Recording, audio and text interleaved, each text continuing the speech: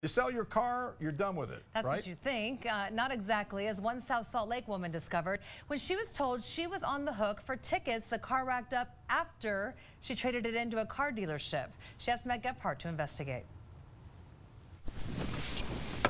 When Jordan Ridge bought this new car, she traded in her old one to the dealership. This is the citation. So imagine her shock months later when she got a ticket in the mail. It seems her former car had been parked illegally in Provo with an expired license and registration. Jordan says she called Provo. I appealed the ticket and I provided them with the documentation that I sold the vehicle to CarMax, and they denied it. Denied because Jordan is still listed as the registered owner of the car. Is it fair to come after you for a car you sold? No.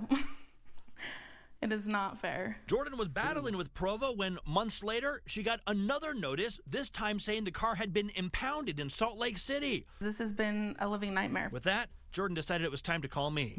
This is not the first time that Get Gephardt has reported on somebody being slapped with a ticket for a car they had previously sold.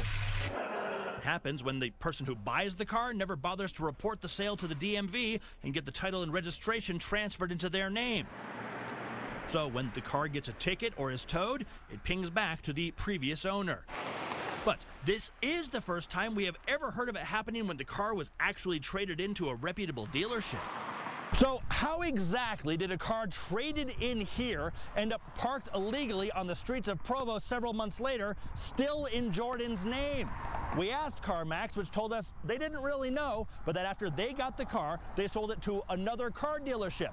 And by Utah state law, until they sold a car to an actual customer, there was no requirement that they re-register the car into somebody else's name. That is true, according to DMV spokesperson Charlie Roberts. Is the dealership required to tell you when they've taken in a car?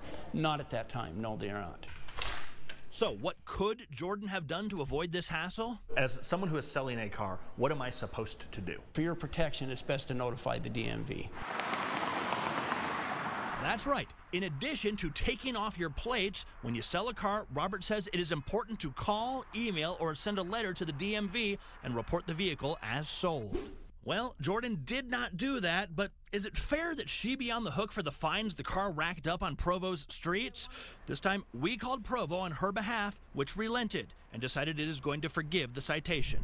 Jordan is now officially free of that car she traded in more than a year ago, and she knows what to do differently the next time she sells a car. In South Salt Lake, Matt Gephardt.